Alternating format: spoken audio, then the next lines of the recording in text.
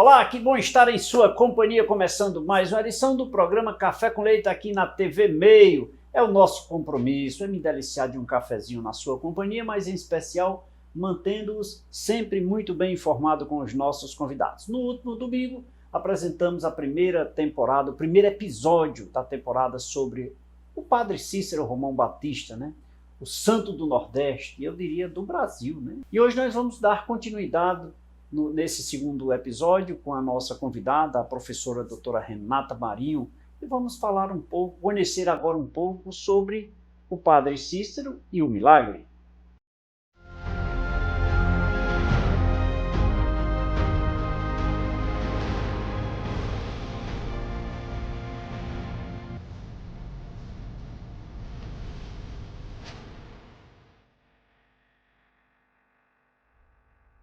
Doutora Renata, muito obrigado por aceitar esse nosso convite, é uma alegria recebê-la para participar dessa temporada, para conhecer esse ícone, né, da religiosidade, eu diria, da irmandade, eu diria, seriam tantos significados que teria um programa só para defini-lo, né?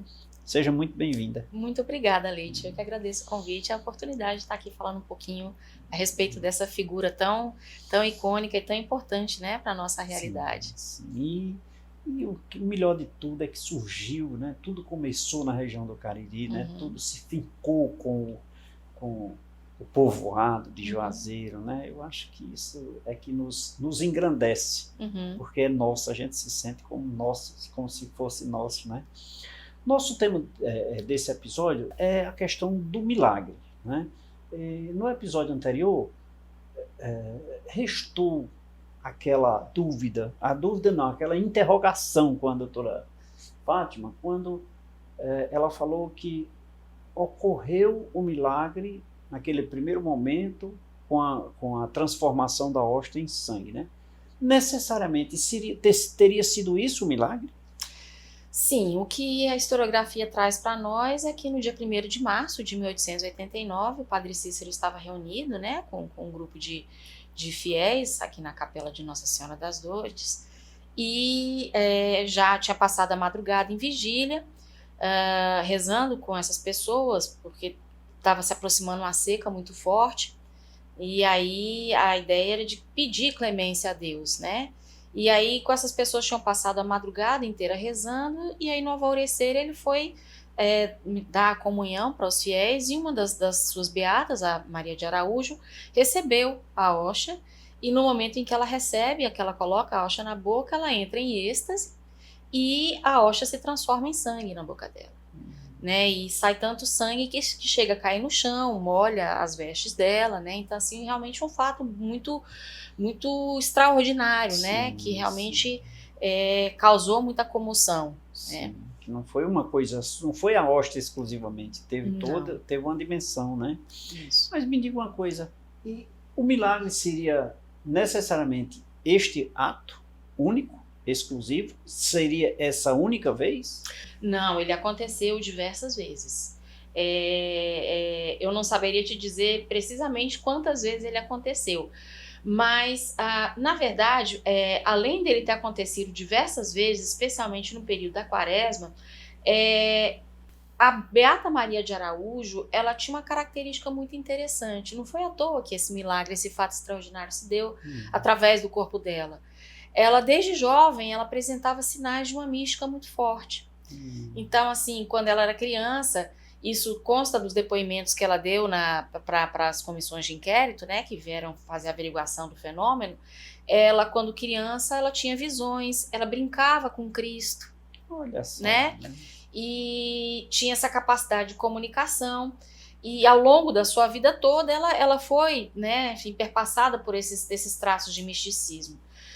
Quando ela tinha aproximadamente 20 anos, talvez um pouco menos, ela começou a apresentar estigmas, então, e exsudações. Então, a testa dela começava a sangrar, como se estivesse com a coroa de Cristo presente.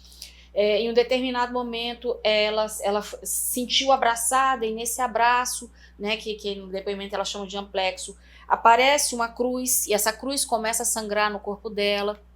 né? Então foram diversas manifestações místicas. Junto a isso, né, essa dimensão corporal das chakras de Cristo também e tal, tinha. Também tinha. Ela relata visões que ela tinha de idas ao inferno para a salvação de almas, né? Então era uma pessoa de conversas com Deus, de conversas com Cristo. Quando ela tinha aproximadamente 19 anos, ela celebra o matrimônio com Cristo nesse movimento místico que ela faz, né? Tem um relato muito bonito, inclusive, né, dessa com entrega. Esses fatos, lhe interrompendo, doutora, a ocorrência desses fatos à época, que não era muito comum, não teria elas, as pessoas não a teriam como uma pessoa, digamos assim, deficiente? Isso era muito escondido. Era muito escondido. Havia muita cautela em relação a essas Porque manifestações. seria comum acontecer, né? Na verdade não, né? Assim, você tem relatos desse tipo de acontecimento na Europa, por exemplo, mas aqui no interior do Nordeste, né, está acontecendo com a mulher, que a gente não pode esquecer também que era uma mulher muito simples, né? Analfabeta, negra, pobre. Então, assim, era como se estivesse acontecendo uma coisa num lugar meio que errado. Você está entendendo? E talvez com a pessoa errada. Então, errada no sentido de que normalmente a gente atribui esse caráter de santidade a pessoas brancas, a europeus, né, pessoas com uma certa instrução, enfim. E não era o caso dela. Então, ela tinha esses traços místicos muito fortes, ela realiza esse casamento, esse matrimônio com Cristo, e isso vem acontecendo assim de uma forma mais sistemática, pelo menos desde 1885. E era só com a Beata Maria de Araújo? Só com a Beata Maria de Araújo. As demais, porque tinham algumas, né? Eram cerca de 12 beatas as que receberam o manto do Padre Cícero. E aí, Padre Cícero acompanhava todo esse processo, mas era uma coisa que ficava muito restrita, assim, não havia divulgação sobre. A coisa só vai assumir realmente publicidade, né, em 1889, quando acontecem, né, os fatos. Que aí já tornou-se público, né? Isso, exatamente. E com esse fato, já foi considerado ou foi investigado? O Padre Cícero aceitou isso normal? As cartas que tem, né, onde ele fala sobre esses fatos extraordinários, são cartas muito interessantes, porque ao mesmo tempo em que ele acredita, ele sempre acreditou, ele morreu acreditando nos milagres, ele, ao mesmo tempo que acredita, ele tem um certo receio, né, porque são coisas que não se tem controle. Né? Então são coisas realmente extraordinárias. Então, assim, como é que ele lida com isso? A princípio com cautela, mas por outro lado, ao mesmo tempo que ele é cauteloso, essas notícias elas vão circulando, as pessoas vão vendo, né? E aí ele não tem controle sobre, né? Eu costumo dizer que foi como uma espécie de rastilho de pólvora, né? Tanto através da oralidade, né, quanto também através da imprensa, que deu um amplo espaço para a propagação desses fatos que estavam acontecendo. E esses fatos continuaram acontecendo? Continuaram a acontecer. Toda celebração? Não em toda celebração, em algumas celebrações. Ou seja, não se esperava que acontecesse hoje, né? Não, se tem relatos, mais especificamente, delas acontecerem durante o período de Quaresma.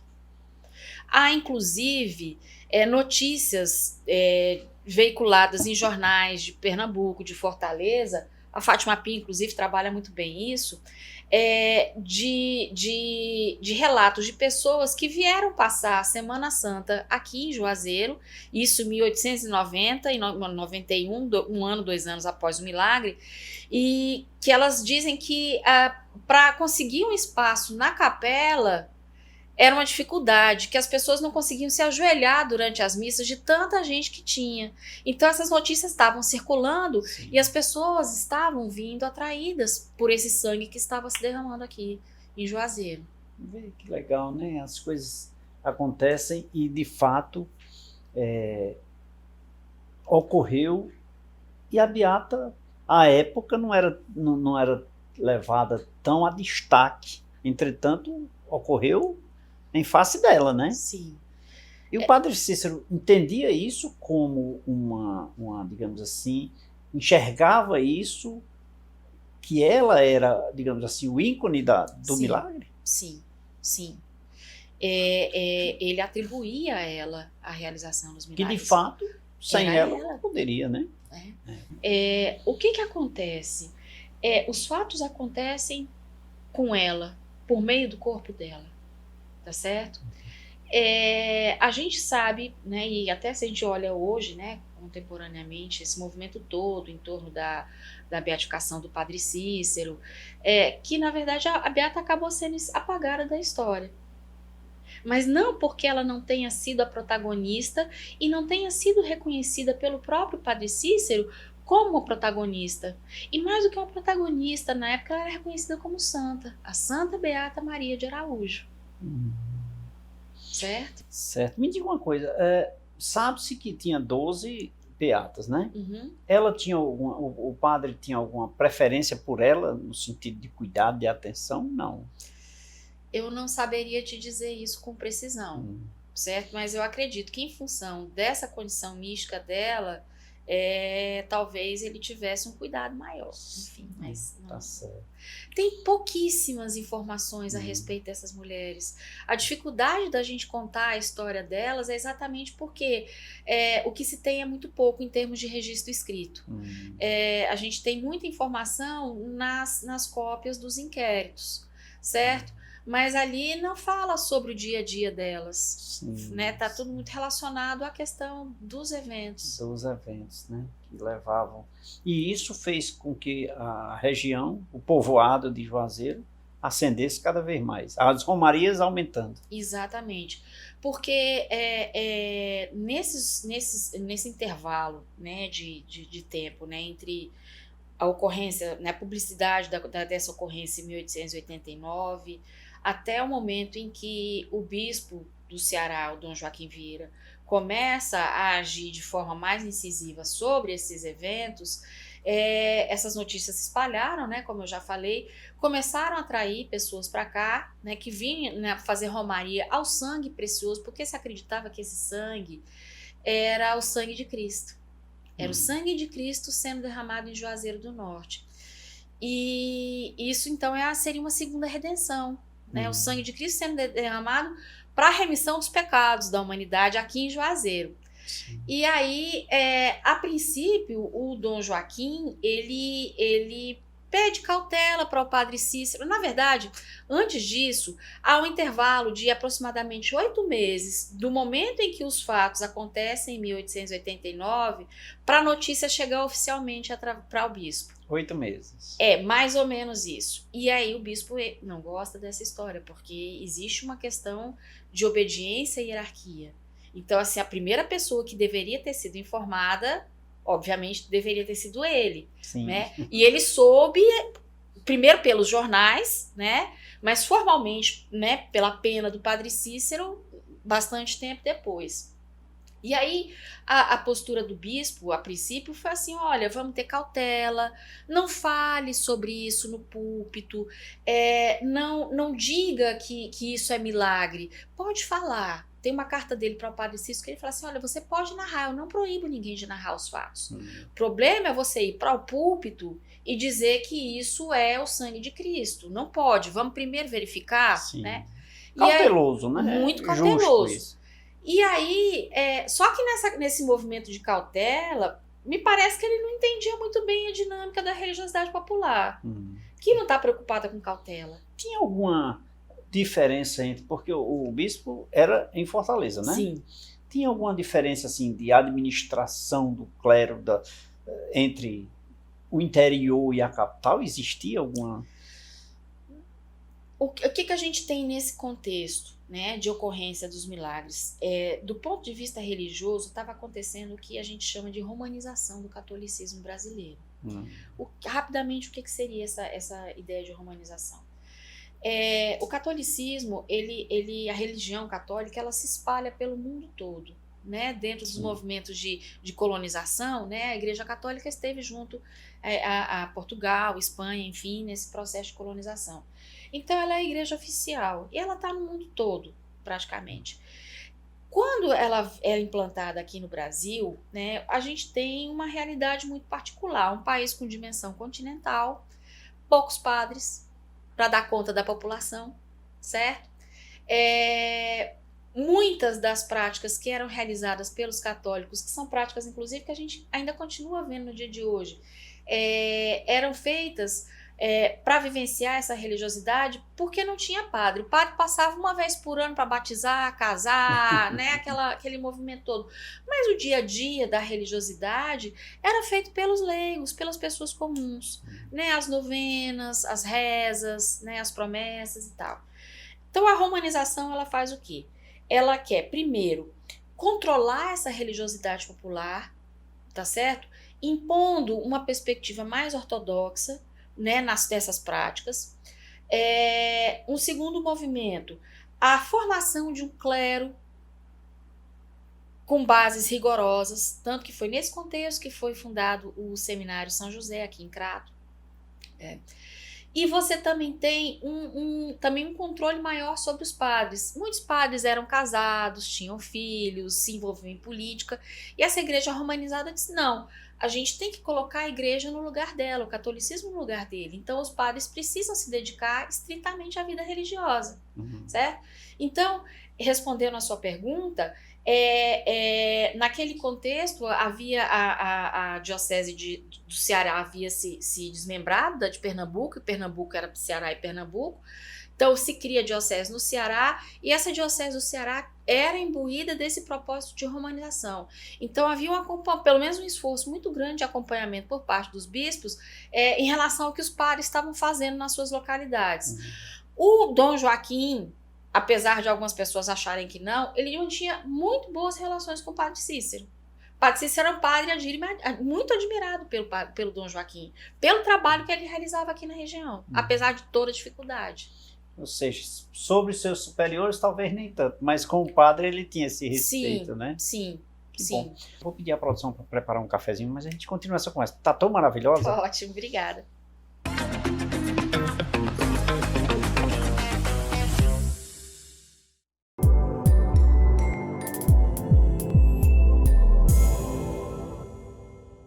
Obrigado, produção, pelo cafezinho aqui. Agora eu vou oferecer, doutora, aceita um cafezinho?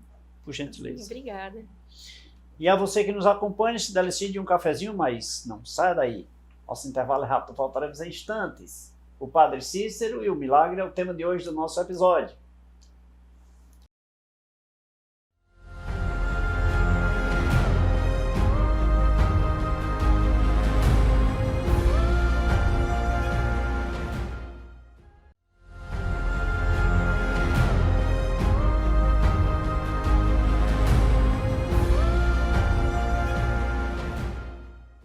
De volta nesse segundo bloco do programa Café com Leite. Beijo a todos que nos acompanham, né, aqui na TV Meio. É sempre uma honra, é sempre uma alegria mantê-los sempre muito bem informados com os nossos convidados. E a nossa convidada de hoje, a doutora Renata Marinho, ela que é antropóloga, mas uma estudiosa carinhosamente da história do Padre Cícero. É uma historiadora. Conhece profundamente a história do Padre Cícero e hoje falando sobre o Padre Cícero e o milagre, que é o episódio de hoje do programa Café com Leite. Doutora Renata, falava-se no bloco anterior na questão do Dom Joaquim. Dom Joaquim era o bispo, né? Era o superior do Padre Cícero, né? Ele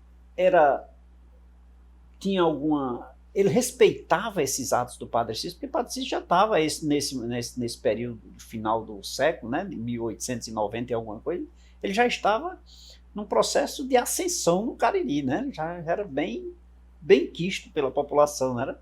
Ele respeitava isso ou ele tinha ciúmes? Eu não diria propriamente ciúmes, mas né? A gente pode tomar a ocorrência dos milagres como um divisor de águas, né, de certa forma, da relação entre eles. Padre Cícero, antes da ocorrência dos milagres, era um padre muito admirado por Dom Joaquim, tá certo? Nós temos cartas, nós temos documentos, livros de tombo afirmando, né, essa admiração do bispo por esse padre que já vinha realizando um trabalho muito interessante, tornando esse vilarejo aqui perdido no interior do Ceará num lugar próximo, né, num lugar bom para as pessoas viverem. Com os milagres, a coisa começa a mudar um pouco de figura, né? Como eu havia dito anteriormente, esses milagres eles começaram a ser interpretados inclusive pelo próprio Padre Cícero, como sendo o sangue de Cristo, sendo derramado aqui em Juazeiro do Norte, né? Então, o fenômeno da segunda redenção é uma coisa que, do ponto de vista teológico, inaceitável, né? Então, assim, quando o Dom Joaquim recebe a notícia dos milagres, né, ele já sabia, porque já estava circulando na imprensa, mas quando ele, formalmente, ele fica aborrecido, claro, né? E ele chama o Padre Cícero para dizer, olha, venha se explicar, né? Existe uma questão do ponto de vista hierárquico, do ponto de vista disciplinar e do ponto de vista teológico que precisa ser observada. E você não está fazendo isso. Mas não era ele que falava, era o povo, não era? Ele falava também. Ele falava também. Ele falava também. Dom Joaquim, em diversas oportunidades, solicitou que o Padre Cícero abjurasse da crença aos milagres, ou seja, desdissesse, né, o que tinha acontecido aqui, e negasse que fosse algo de origem divina. O Padre Cícero nunca fez isso, certo? Então, no momento em que o Padre Cícero firma a sua posição, né, de uma pessoa convicta de que o que aconteceu com a Maria de Araújo era, assim, né, um milagre, era uma ação divina, ele começa a se distanciar, né, de Dom Joaquim e começa a ser gerada uma questão religiosa, né, com o Padre Cícero sofrendo consequências muito pesadas, por exemplo, a suspensão de ordens. Né? Então, assim, o Dom Joaquim, ele com a movimentação em torno dos milagres, com o Juazeiro crescendo cada vez mais, porque as pessoas vinham não só em romaria, elas vinham e se fixavam aqui na cidade. Né? Nesse contexto de finalzinho do século XIX, início do século XX, que Juazeiro começa a crescer, né? Esse povoado começa, né, a atrair cada vez mais pessoas que procuravam a salvação espiritual, mas também estavam preocupadas com a salvação material. E é importante a gente observar, né, novamente a questão do contexto. 1889 é a proclamação da República. Então essa mudança de regime, ela gerou uma certa instabilidade, uma série de temores na população em relação ao que viria, né? O que seria esse novo regime. Outro fato que a gente normalmente não leva em consideração, mas que alguns trabalhos, como por exemplo da Daniela Medina, nos trazem para refletir, é que em 1888 aconteceu a abolição da escravatura, certo? E o que isso tem a ver com Juazeiro? É importante a gente pensar na cor do romeiro que vem a Juazeiro. Então, eram populações que com essa libertação, né, foram soltas, literalmente largadas no mundo. Né? E elas viam em Juazeiro um lugar de acolhimento. Porque lá tinha um padre que recebia as pessoas, que dava orientação, que dava oportunidade, que ensinava que a gente deveria viver uma vida de trabalho e oração. Então isso era muito importante para essas pessoas que vinham para cá. Gente que não tinha nada na vida, mas que encontrava aqui uma chance de se colocar nesse mundo. E cada vez mais crescendo. Exatamente, crescendo, atraindo comerciantes, né? E o município ainda não, né? Mas que era um distrito de Prata, mas a cidade, né? O lugarejo se desenvolvendo, e aquilo preocupava muito Dom Joaquim, porque ele achava que aqui era na verdade um antro de fanáticos, de pessoas ignorantes que se desviavam da verdadeira religião, né? Porque a ortodoxia, né, da romanização preconizavam um determinado tipo de crença e prática, e os devotos eles estavam acreditando em outras coisas e sendo devotos de outras coisas. Então, assim, havia uma distância muito grande entre essa igreja ortodoxa e a religiosidade vivenciada aqui, né, por esses devotos que tomavam o Padre Cícero como líder. E cada vez mais ele crescendo e de fato ocorrendo a transformação da hóstia. Depois, até 1891, certo? Que aí aconteceu o bispo então decide enviar uma comissão episcopal de inquérito para averiguar o que estava acontecendo. Antes da constituição dessa primeira comissão, o Padre Cícero, mais alguns padres e outras pessoas importantes fazem uma petição para que não fosse criada essa comissão episcopal, que a coisa fosse direto para Roma. Quer dizer, Padre Cícero queria com essa atitude, essas pessoas queriam com essa atitude passar por cima da autoridade do bispo. Aí, Uma situação que já não estava lá muito favorável. Não estava muito favorável. O bispo negou, né? E aí encaminha a primeira comissão episcopal que vem averiguar os fatos, né? E que chega à conclusão de que os fatos são extraordinários. Ou seja, não são explicados pela ciência. Essa comissão veio do bispo. Veio do bispo, foi o bispo que formou, ele selecionou 2 padres, o padre Glicério da Costa Lobo e o padre Francisco Antero, que eram 2 padres com uma formação muito ortodoxa, eram pessoas assim muito cultas, muito eruditas, e eram da absoluta confiança do bispo. E aí o bispo designou, esses 2 senhores vieram para cá, e aí fizeram, né, uma série de testes lá, deram a hóstia lá para a Beata, se transformou e tal, muita gente testemunhando. E esses padres também fizeram a hóstia e houve a transformação. Sim. E aí isso teve uma repercussão enorme, né? Na verdade foi meio que um tiro pela culatra, porque o bispo mandou para fazer essa averiguação e essa comissão diz, foi olha, constatada. É milagre. O bispo não. Né? Não aceito. Não aceitou. E aí constitui a segunda comissão, né, com outras pessoas da confiança dele, e eu não vou recordar do nome agora das pessoas, enfim. Mas esses 2 padres, eles fizeram também uma avaliação durante 3 dias e a hóstia não se transformou em sangue. A segunda comissão. A segunda comissão. Né? A Beata estava afastada do padre Cícero, e aí eles achavam que tinha alguma intervenção do padre Cícero poderia haver alguma intervenção do padre Cícero nesse processo. E, enfim, então essa segunda comissão julgou, né, os tais fatos extraordinários como não tendo origem Era tudo divina. que o bispo queria? Era basicamente tudo que o bispo queria. Por quê? Porque assumir a origem divina desses milagres era ter que enfrentar uma questão teológica muito forte para a igreja, certo? E não se queria movimentar, obviamente, porque está se tratando de um dogma. Né? Sim, de um dogma e a presença, acima de tudo, de um padre, né? Pois é. Eu sou bispo, né? Eu sou superior também, eu imagino também essa situação. Enfim, depois que saiu o resultado da segunda comissão, aí a gente tem um movimento muito interessante, que é o afastamento da Beata e o apagamento da Beata, tá certo? Ela é retirada, o bispo pede que ela vá para a Barbalha, tá certo? Que ela saia daqui do movimento, porque as pessoas vinham também em Romaria, né, para vê-la, e ele diz, olha, ela tem que ser retirada, tá certo? Os paninhos que o padre recebia, né, tirava a hóstia da boca dela, né, ensanguentado, que eles ficavam guardados numa urna, né, essa urna ela tem que sair de Juazeiro, esses panos têm que ser queimados, enfim, uma série de retaliações, mesmo na tentativa de acabar com o que estava acontecendo aqui.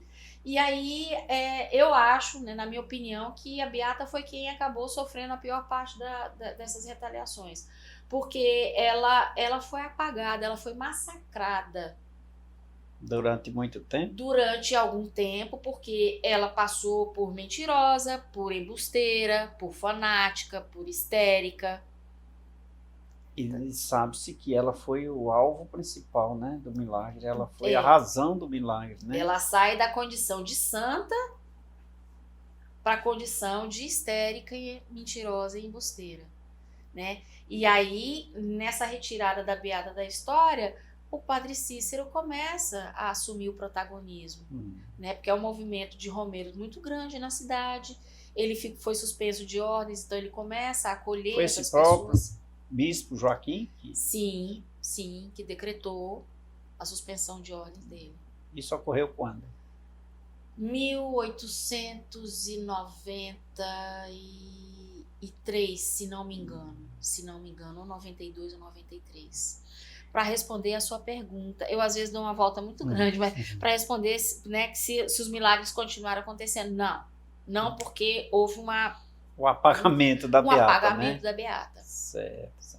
Mas ela voltou depois? Não. Não. Ela Dessa morreu em 1914. Afastada da igreja. Afastada da igreja. Pagou um preço muito caro, né? Pagou um preço, pagou com a vida dela Com a praticamente, vida né? dela. Porque ela ficou isolada e apagada da história, né? Muito recentemente aqui tem sido feito um movimento no sentido de tentar conhecer quem é essa mulher e qual o lugar dela na história de Juazeiro. Exato, que é de destaque em especial. Doutora, o padre Cícero nessa época foi destituído das ordens, é assim que chama, né? Sim. Mas continuou no Juazeiro, ele podia celebrar, não? Não podia celebrar. Mas ele continuava de batinazinha, sempre. As indumentárias dele lá eram tudo. Mas ele não podia celebrar. Ele foi suspenso de... Juazeiro, como um todo, recebeu uma penalidade muito grande. De fato, que ele era o ainda né?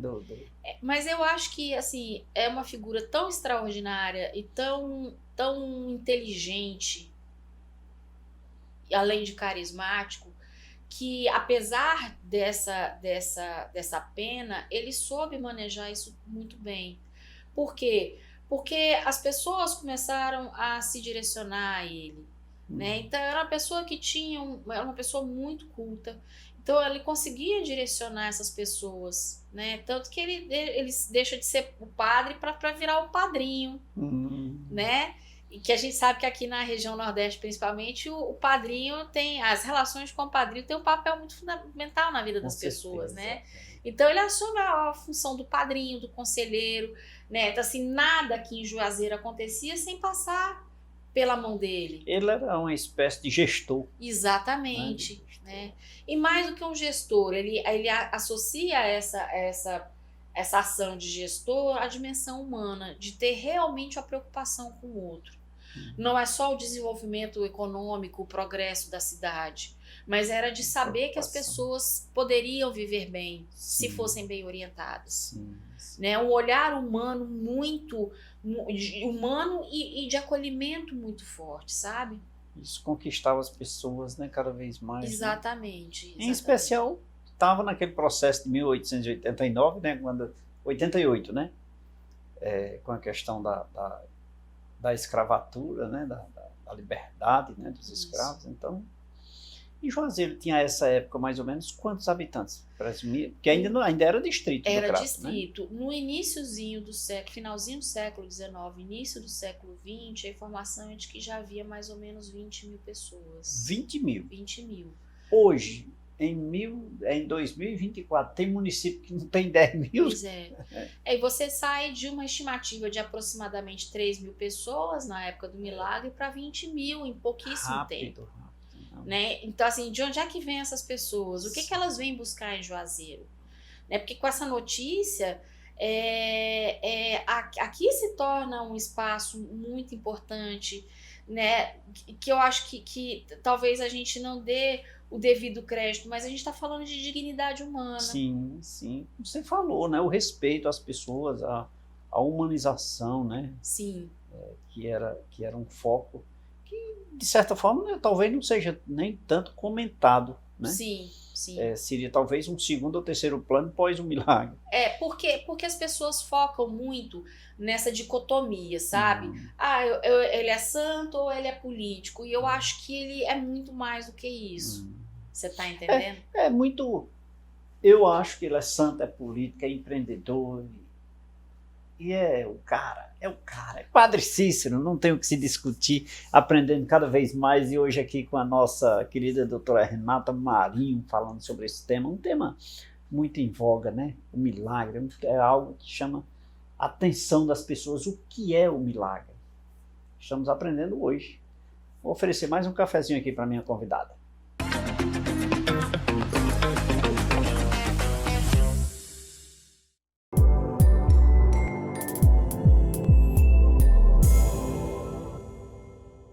Produção, muito obrigado pelo cafezinho aqui. Eu vou provar agora com a doutora Renata. Doutora, vamos tomar mais um cafezinho, por gentileza? Obrigada. Quer conhecer um pouco mais sobre o milagre do Padre Cícero? Este episódio está espetacular, mas você não perde por esperar. tantos quantos virão mais à frente. Nosso intervalo é rápido, voltaremos em instantes.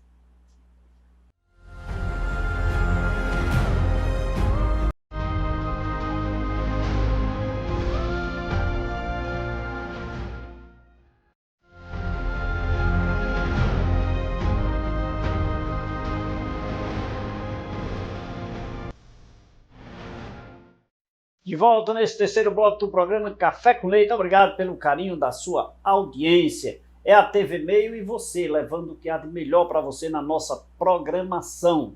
Divulgue nas suas redes sociais, compartilhe a nossa programação, que aqui nós só temos o melhor. Em especial, não desmerecendo as demais, o programa Café com Leite é sua paixão, né? E você que nos acompanha é a nossa paixão também. É a TV Meio e você no programa Café com Leite. Doutora Renata, doutora, Padre Cícero. Engraçado que o Padre Cícero, quando nós usamos essa expressão, falamos nessa personalidade, nós vamos muito mais além, né?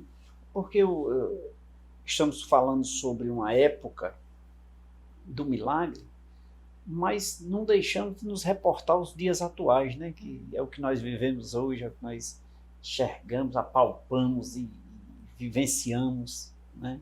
Então, sempre é um momento assim que nos traz alegria, né? E falar sobre essa personalidade. Mas uma coisa ainda me chama a atenção, doutora Renata, é a questão ele perdeu o direito do sacerdócio, né? Continuou no Juazeiro, continuou ali realizando suas obras de popularidade, de amizade com as pessoas. Como foi? Como foi que isso aconteceu? O Padre Cícero tinha um amor muito grande pelo Juazeiro, né? Uma das recomendações que o Dom Joaquim fez para ele é que ele se retirasse de Juazeiro. Para tentar apagar essa memória, né? Para tentar apagar exatamente essa memória e ver se o movimento dava uma arrefecida. Mas o Padre Cícero realmente tinha um amor muito grande àquela localidade e ele decidiu ficar ali, né? Porque o sentido da atuação dele vai muito nessa direção, né? De fazer aquela cidade, né, um espaço de acolhimento para aquelas pessoas. Então, mesmo suspenso de ordens, ele continua atuando, e atuando de várias maneiras.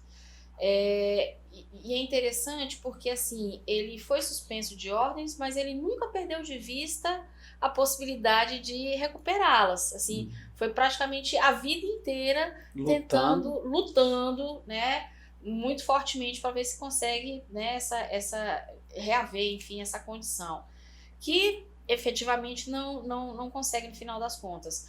Mas é interessante porque, assim, além de ser o padrinho do sertanejo, como eu havia falado há pouco, né, de ser essa pessoa que orienta, que acolhe, que dá oportunidade, né, ele se movimentava também no sentido da ação religiosa, né, institucional, inclusive, apesar de toda essa confusão que teve com a Igreja Ortodoxa.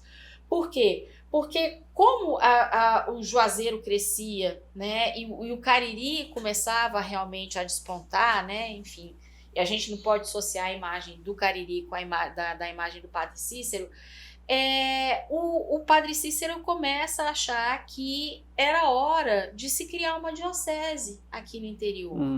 Né?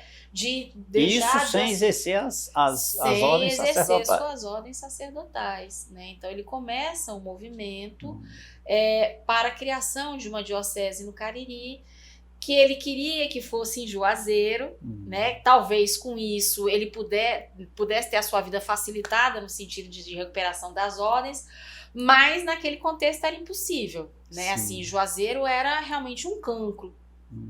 A gente tem relatos, né, em que se diz assim, isso é um cancro que deve ser extirpado, um movimento de fanáticos. Então não fazia sentido nenhum você instalar uma diocese de Juazeiro. A diocese foi para a cidade do Crato. Cidade do Crato, exatamente. Né? Ele tinha aliados? Tinha. Outros padres? Tinha. Na verdade, o que acontece? Quando os milagres acontecem, ele tinha apoio de muitos padres. Né? O pessoal do clero realmente acreditou na história e tal. Com a pressão que a igreja começa a fazer, né, ameaçando, inclusive, de excomungar as pessoas que permanecessem acreditando nos milagres, esse pessoal do clero, realmente, boa parte debandou. Padre Cícero, como eu havia dito, não abre mão dessa convicção que ele tem de que eram milagres. Mas alguns membros da elite local ainda continuam, né, ao lado dele e manifestando apoios em diversos momentos. Até porque ele entra na política também, né? Então... Tinha um movimento. Tinha, né? Um movimento. E aí, em especial, ele tinha o povo ao seu lado, né? E isso já o engrandecia, né? Exatamente, exatamente. Porque com essa questão religiosa em torno dos milagres, fica uma divisão muito clara, né? Entre uma igreja ortodoxa distante do povo, né? E a religiosidade que era vivenciada pelas pessoas aqui em Juazeiro, né? Eram quase que dois universos diferentes. Alguns autores falam que era uma igreja dentro da igreja. As pessoas se consideravam católicas, mas elas estavam muito mais vinculadas ao Padre Cícero e ao tipo de direcionamento que ele dava do que os bispos e do que vinha de Roma. Aquela igreja era uma igreja distante. A igreja do Padre Cícero é uma igreja que pisa o chão onde o romeiro está pisando, que vive a mesma realidade de seca, de sofrimento. Sente as mesmas dores. Exatamente. As mesmas existe alegrias. Uma comunhão. Né? Que essa outra igreja parecia não dar muita atenção. Né? Inclusive, tanto isso é verdade, que uma das retaliações que a Diocese de Fortaleza impõe ao Padre Cícero e à cidade de Juazeiro foi a interdição da Capela de Nossa Senhora das Dores durante 21 anos. 21 anos? 21 anos sem poder vir nenhum padre celebrar na Capela de Nossa Senhora das Dores, que era a única capela, era a única igreja da cidade. Então, o que essa igreja ortodoxa faz? Coloca o povo à distância, diz, olha, nós não queremos conversa com vocês, nós não vamos mandar nenhum padre para celebrar a missa lá. Mas o Padre Cícero abençoando todo mundo. Mas o Padre Cícero estava lá acolhendo. Não deixou de estar ali de mão dada com aquelas pessoas que procuravam. E lutando pelo seu reingresso na igreja. Sempre. Era o grande desejo dele. Que infelizmente ele partiu sem conseguir, né? Mas agora a gente está vendo esse movimento, né? Tá certo. De qualquer maneira, o seu feito, né, suas ações, era o que valia, né? Sim. Era o que valia, é o que vale ainda hoje, né? Porque o Padre Cícero tem uma característica, né, entre outras tantas, que eu acho que é fundamental. Ele era um padre de ação, ele não era padre de sacristia, certo? Era um padre que segue, por exemplo, a linha traçada pelo Ibiapina, pelo padre Rolim, com quem ele estudou lá em Cajazeiras, né, que eram pessoas que eram religiosos, mas que não ficavam só ali dentro da igreja rezando missa e tal. Não, eles entendiam a religião como uma forma de ação no mundo. Né? Então o Padre Cícero ele tem essa missão realmente de fazer parte da comunidade e atuar para que essa comunidade prospere. Né? Mas o detalhe é que ele era voltado sempre para a comunidade de Juazeiro. Sim, né? Sim. Muito orientado para a comunidade de Juazeiro. E ele não ia lá fora, as pessoas lá de fora vinham para cá. Exatamente. Né? Então, legal isso, né? Que deixa o Padre Cícero, deixa a população cada vez mais confortável, né? E que é mais interessante também, tem muita coisa interessante. Antes dos milagres, tá certo? Juazeiro era uma localidade muito pequenininha, distrito do Crato, e mesmo antes dos milagres, o Padre Cícero já exercia atração. Né? Então, padres daqui de outras cidades vinham para cá para se aconselhar com ele. Pessoas também dessa cidade circunvizinha vinham assistir missa aqui em Juazeiro, porque ele já era conhecido como uma figura carismática, com a pessoa que realmente estava interessado, né, nesse acolhimento do outro.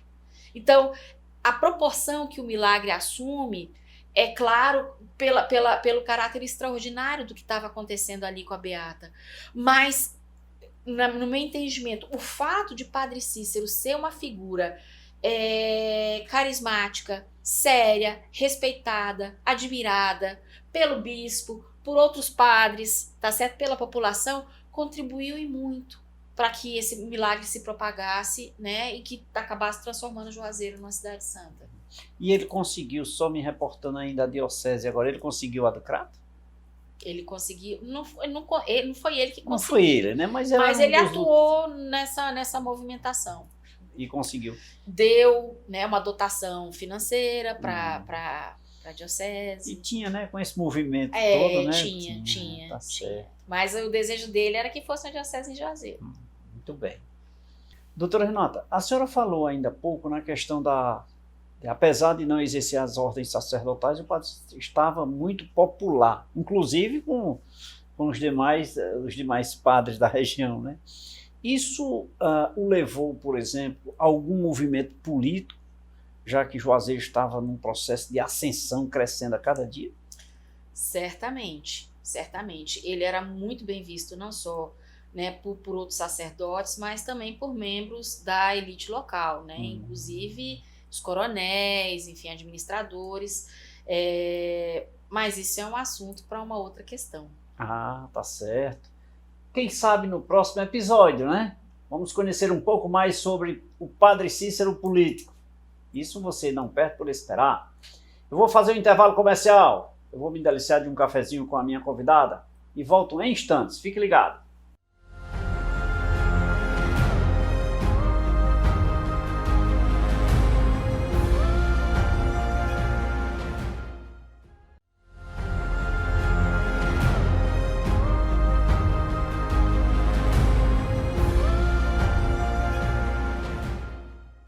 Falei que era rapidinho, já estou de volta aqui depois de me deliciar de um cafezinho, né, de uma água mineral aqui com a nossa convidada, a doutora Renata Marinho, que abrilhantou com muita maestria, com muita competência o programa Café com Leite de hoje, nesse episódio sobre o Padre Cícero, em especial sobre o milagre, deixando aí as portas de um processo, apesar de não estar exercendo as ordens sacerdotais, mas com um movimento, digamos assim, eu diria até, de certa forma, político, né, doutora? Sim. Para reiniciar aí, dando continuidade à sua vida, né? Sim.